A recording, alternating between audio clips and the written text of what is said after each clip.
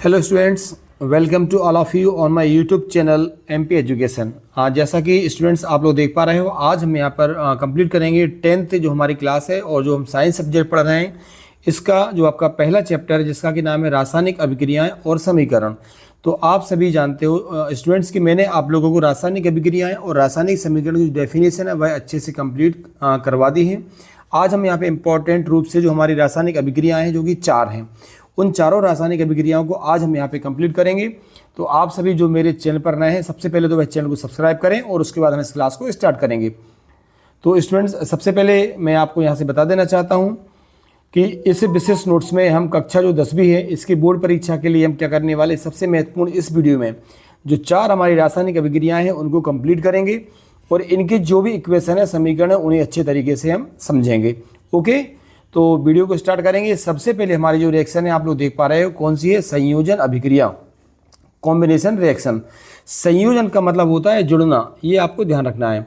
संयोजन का मतलब क्या होता है? संयोजन का मतलब होता है जुड़ना। ओके, तो जब दो चीज़ें आपस में एक हो जाती हैं, मतलब जुड़ जाती हैं, सिंपल सी बात है, दो चीज़ें हैं और जब जुड़ेंगी तो एक हो जाएंगी, तो इसे हम बोलते हैं संयोजन अभिक्रिया। डेफिनेशन देखेंगे जो आपको एग्जाम में लिख कर आना है, इसकी परिभाषा क्या हो जाएगी कि वह रासायनिक अभिक्रिया जिसमें 2 या 2 से अधिक अभिकारक। अब आप जानते हो कि मान लीजिए यहाँ से मैंने एक अभिक्रिया लिखी कि A+B, एरो लगाया और यहाँ पे हमें लिखा C+D। तो आप लोग जानते हो इसमें A और B क्या है? अभिकारक हैं। C और D यहाँ पे क्या है? ये उत्पाद हैं।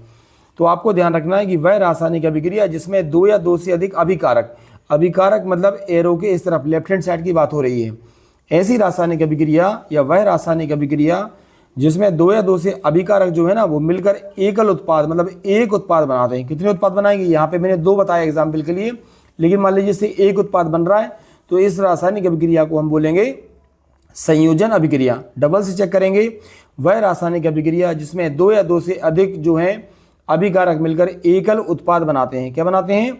एकल उत्पाद बनाते हैं, उसे संयोजन अभिक्रिया कहते हैं। एग्जाम्पल देखेंगे इसके हम स्टूडेंट्स। पहला होता है कोयले का दहन। देखेंगे आप लोग, जब कोयला मतलब कार्बन ऑक्सीजन की उपस्थिति में जलता है तो कार्बन डाइऑक्साइड बनती है। रिएक्शन देखेंगे, यहाँ से आपने कार्बन लिया ठोस है और यहाँ से आपने ऑक्सीजन लिया, तो अभिकारक 2 हुए, आपको 2 हो जाते हैं। एक कार्बन हो गया और एक ऑक्सीजन, अभिकारक कितने हो गए आपके? 2। और बना क्या यहाँ से आपकी बनी CO2 गैस। एक उत्पाद बना ना, पहले 2 आपके अभिकारक थे, एक कार्बन एक ऑक्सीजन, 2 थे, अब CO2 गैस बनी, ये 1 है। तो इसे हम बोलेंगे स्टूडेंट संयोजन अभिक्रिया। आई होप आपको पूरा अच्छे से क्लियर हो रहा होगा। आगे देखेंगे आप इसका एक एग्जाम्पल और हम देखते हैं। चलिए, जल का निर्माण, जो वाटर बनता है, हाइड्रोजन और ऑक्सीजन ये दोनों गैसें मिलकर जल का निर्माण करती हैं। यहाँ से आपने लिया 2H2, ये हाइड्रोजन है, यहाँ से O2 आपने क्या लिया? ये ऑक्सीजन है। तो एक हाइड्रोजन और एक ऑक्सीजन, हमारे अभिकारक कितने हुए? 2। बना क्या? यहाँ से वाटर H2O बना। चूंकि ये संख्या आप 2 देख रहे हैं ना, ये इसको संतुलित करने के लिए लाए गए हैं। तो यहाँ से हमारा क्या बन गया? H2O, मतलब एक उत्पाद बना। इसे हम क्या बोल रहे हैं? इसे हम बोलेंगे, ये उदाहरण भी आप जब एग्जाम में लिख कर लाएंगे ना तो आपको बहुत अच्छे मार्क्स यहाँ से मिलने वाले हैं। ओके, इसे बोलते हैं संयोजन अभिक्रिया। एक और एग्जाम्पल देखेंगे, बिना बुझे चूने की जल से क्रिया। अब देखेंगे आप लोग कैल्शियम ऑक्साइड। कैल्शियम ऑक्साइड का फार्मूला होता है CaO। इसे बिना बुझा चूना भी बोलते हैं। कैल्शियम ऑक्साइड जल से किस अभिक्रिया कर रहा है? जल यानी वाटर, तो यहाँ पे हमने लिखा H2O। देखेंगे अभिकारक कितने हो गए? 2। कैल्शियम ऑक्साइड जल से तीव्र अभिक्रिया करके बुझे हुए चूने का निर्माण करता है। तो यहाँ से आपने देखा CaOH का होल ट्वाइस, ये बाहर 2 लिखा है, इसे बोलेंगे होल ट्वाइस। ये CaOH, इसे क्या बोलते हैं? Calcium hydroxide. क्या बोलेंगे? Calcium hydroxide. प्लस ऊष्मा यहाँ से निकल जाती, तो आपका एक उत्पाद बन रहा है ना ये वाला। इसलिए जब 2 या 2 से अभिकारक, एक बार आप डेफिनेशन और देखिए, तुरंत आपको याद हो जाएगी, अच्छे से याद करते हुए चलेंगे आप लोग। वह रासायनिक अभिक्रिया जिसमें 2 या 2 से अधिक अभिकारक मिलकर एक उत्पाद का निर्माण करते हैं, उसे हम संयोजन अभिक्रिया कहते हैं। ओके, तो हमारी कौन सी कंप्लीट हुई स्टूडेंट्स? संयोजन अभिक्रिया हमने यहाँ से कंप्लीट की। अगला देखो, अब इसका अपोजिट करेंगे तो हमारा हो जाएगा कौन सा? वियोजन। वियोजन का मतलब होता है टूटना। समझना, इसमें क्या होगा? जब एक उत्पाद जो होता है या फिर एक अभिकारक टूटकर 2 उत्पाद में बदल जाता है, तो इसे हम क्या बोलेंगे? इसे हम बोलेंगे, आपको ध्यान रखना है, वियोजन या अपघटन अभिक्रिया। क्लियर हो रहा है? चलिए देखेंगे, अब इसकी परिभाषा समझेंगे आप लोग। वियोजन या अपघटन अभिक्रिया, डिकम्पोजिशन इसको बोला जाता है। वह रासायनिक अभिक्रिया जिसमें एक एकल अभिकारक, मतलब अभिकारक अब एक रहेगा यहाँ पर, एक अभिकारक टूटकर दो या दो से अधिक पदार्थ या उत्पादों में बदल जाता है, इसे वियोजन अभिक्रिया कहते हैं। वियोजन का मतलब होता है टूटना। यह अभिक्रिया ऊष्मा, प्रकाश या विद्युत ऊर्जा के द्वारा होती है। एग्जाम्पल देखेंगे, आपको बहुत अच्छे से कंप्लीट हो जाएगा पूरा। देखिए, ऊष्मीय वियोजन, कैल्शियम कार्बोनेट का फार्मूला होता है CaCO3। ये इसे चूना पत्थर ही बोलते हैं। चूना पत्थर को गर्म करके यह कैल्शियम ऑक्साइड मतलब CaO और कार्बन डाइऑक्साइड मतलब CO2। तो देखो यहाँ से CaCO3 आपने देखा, मतलब एक आपका अभिकारक था, दो में बट गया, कैल्शियम ऑक्साइड में और कार्बन डाइऑक्साइड में। तो एक ये और एक दो आपके क्या बन गए, दो उत्पाद बन गए। तो ये कौन सी अभिक्रिया हुई, वियोजन अभिक्रिया हुई। क्लियर हो रहा हो, वीडियो अच्छा लग रहा हो तो वीडियो को लाइक जरूर करेंगे आप लोग। अगला हमारा है प्रकाशीय वियोजन। अब देखेंगे सूर्य के प्रकाश में सिल्वर क्लोराइड, सिल्वर क्लोराइड का फार्मूला होता है AgCl। सिल्वर क्लोराइड धूसर रंग का हो जाता है क्योंकि यह सिल्वर और क्लोरीन में टूट जाता है। सूर्य के प्रकाश की उपस्थिति में अभिक्रिया हो रही है, तो Ag अलग हो जाएगा, Cl अलग हो जाएगा। दोनों कितने थे, दो, तो 2Ag + Cl2 हमारे हो गए। यहाँ पे एक अभिकारक था, अब उत्पाद कितने बन गए, दो बन गए। अभिक्रिया कौन सी हुई, वियोजन अभिक्रिया। स्टूडेंट्स, आपको MP एजुकेशन पर सभी सब्जेक्ट्स की पूरी तैयारी कराई जा रही है, आप इसलिए क्या करेंगे, इस चैनल को सब्सक्राइब जरूर करें। आगे बढ़ते हैं, देखेंगे आप लोग। अब यहाँ से आपको नंबर 3 पे मिलने वाली है विस्थापन अभिक्रिया। कौन सी, सिंगल डिस्प्लेसमेंट। विस्थापन अभिक्रिया में मतलब जो यौगिक हैं, जो तत्व हैं, उनका स्थान बदल जाना, एक जगह से दूसरी जगह चले जाना, इसे हम क्या बोलते हैं, विस्थापन अभिक्रिया। देखेंगे, वह रासायनिक अभिक्रिया जिसमें एक अधिक क्रियाशील तत्व, मोर रिएक्टिव एलिमेंट्स, क्या करता है, जो कम क्रियाशील तत्व होता है उसको समझना, उसके यौगिक के जलीय विलयन से विस्थापित कर देता है, हटा देता है, उसे हम बोलते हैं विस्थापन अभिक्रिया। एग्जाम्पल से समझेंगे आप लोग।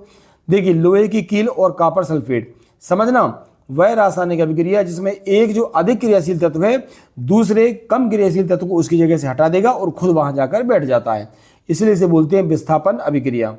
एग्जाम्पल से आप लोगों का पूरा क्लियर हो जाएगा। ओके, चलिए समझते हैं यहाँ से। अब यहाँ देखेंगे आप लोग कि जब लोहे की कील, लोहे का सिंबल हमारा होता है आयरन, Fe आप जानते हो। जब लोहे की कील को कॉपर सल्फेट, इसका फार्मूला होता है CuSO4, क्या होता है, CuSO4 के नीले विलयन में इसको हम क्या करते हैं, डुबोते हैं, तो ये जो लोहा है ये कॉपर को विस्थापित कर देता है। मतलब यहाँ से आपने देखा ये आयरन है, ये वाला Fe, ये इस Cu की जगह ले लेगा, तो यहाँ से हो जाएगा हमारा FeSO4। एरो के बाद आपने देखा क्या हो गया, ये FeSO4। पहले जहाँ पर Cu था वहाँ पर अब क्या आ गया, Fe आ गया, और प्लस आपका क्या बचा, यहाँ से ये Cu हट जाएगा और Cu आपका अलग हो जाता है। तो इस Fe ने Cu को अपनी जगह से हटा दिया, इसलिए इस अभिक्रिया को क्या बोलेंगे, विस्थापन अभिक्रिया। स्टूडेंट्स, ये एग्जाम्पल बहुत अच्छे हैं, इनको आप लोग जरूर याद करेंगे। सेकेंड है जिंक और कॉपर सल्फेट। तो जिंक जो है कॉपर से अधिक क्रियाशील होने के कारण उसे विलयन से क्या करता है, अलग कर देता है। देखेंगे reaction, zinc + CuSO4 copper sulphate है, ये जिंक किसकी जगह जाएगा, Cu की जगह पर जाएगा, तो यहाँ से हो गया ZnSO4, Cu आपका अलग से उत्पाद बन जाता है। तो ये आपने कौन सी पढ़ी, विस्थापन अभिक्रिया। कौन सी है, विस्थापन अभिक्रिया। और लास्ट रिएक्शन जो है अब हम पढ़ने वाले, मोस्ट IMP द्विविस्थापन, डबल डिस्प्लेसमेंट, मोस्ट IMP है, इनको भी आप अच्छे से कंप्लीट करेंगे।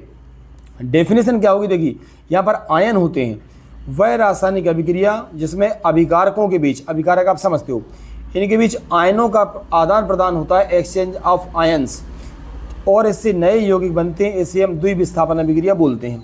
सबसे पहले आपको समझ लेना है कि आयन क्या होते हैं। तो जो भी आवेशित परमाणु होते हैं उन्हें आयन कहते हैं, और इसी भाषा में मान लीजिए यहाँ पे लिखा है Na, तो ये परमाणु है, एटम है, लेकिन जब इस पर प्लस लग जाता है ये आवेश हो गया तो ये हो गया आयन। मान लीजिए क्लोरीन है, ये परमाणु है लेकिन माइनस लग गया तो ये ऋणायन हो गया। मतलब किसी भी तत्व पर जब प्लस और माइनस लग जाता है, चार्ज लग जाता है, तो वो आयन कहलाता है। आई होप आपको क्लियर हो गया होगा, ठीक है ना। चलिए एक बार डबल से हम इसकी डेफिनेशन समझेंगे। वह रासायनिक अभिक्रिया जिसमें अभिकारकों के बीच आयनों का आदान प्रदान होता है, इससे नए यौगिक बनते हैं, इसे हम द्विविस्थापन कहते हैं। एग्जाम्पल देखेंगे, सोडियम सल्फेट और बेरियम क्लोराइड। सोडियम सल्फेट का फार्मूला होता है Na2SO4 और बेरियम क्लोराइड का होगा BaCl2। ये एक दूसरे को एक्सचेंज करेंगे, तो देखेंगे सोडियम सल्फेट और बेरियम क्लोराइड के जलीय विलयन को मिला देंगे आपस में, तो इससे क्या बनेगा, इससे बेरियम सल्फेट का सफ़ेद अपक्षेप, व्हाइट जो प्रेसिपिटेट होता है, व्हाइट PPT बन जाता है। अब यहाँ से देखो Na2, तो Na2 ये वाला, ये Ba की जगह पहुँच जाएगा। क्लियर हो रहा है। आई होप आपको समझ में आ रहा होगा। तो देखेंगे यहाँ से आप डबल से ये पूरा चेक करिएगा। देखिए Na2SO4 था, तो यहाँ पर SO4 तो है, लेकिन इस Na की जगह क्या आ गया, Ba आ जाता है, तो ये क्या हो गया, हमारा बेरियम सल्फेट हो गया। क्लियर है। और ये जो Na था ये Ba की जगह चला गया, तो यहाँ पे हो गया NaCl। इसलिए आयनों का आदान प्रदान हुआ है, आयन एक्सचेंज हुए हैं। इसलिए इस अभिक्रिया को, सिंपल सी बात आपको याद रखना है, ऐसी रासायनिक अभिक्रिया जिसमें क्या होता है, आयनों का आदान प्रदान, ये लाइन आपको याद रखना है, ये कीवर्ड है। वह रासायनिक अभिक्रिया जिसमें अभिकारकों के बीच आयनों का आदान प्रदान होता है, इसे हम बोलते हैं द्विविस्थापन अभिक्रिया। ओके स्टूडेंट्स, ये चारों रिएक्शन आपके एग्जाम में आपकी काफ़ी हेल्प करेंगी। आप इनको अच्छे से अपने नोट्स में नोट करेंगे और इनको याद कर लेंगे। ओके, तो मैं आपका टीचर राघवेंद्र दुबे स्पेशली आपके लिए यूट्यूब चैनल जो MP एजुकेशन पर है, इस पर बहुत सारा अच्छा मटेरियल आपके लिए ला रहा हूँ। तो आप लोग मेरे चैनल को सब्सक्राइब जरूर करें, और वीडियो अच्छा लगा हो तो अपने फ्रेंड्स के पास शेयर करें और लाइक जरूर करें। मिलते हैं नेक्स्ट वीडियो में। Thank you so much.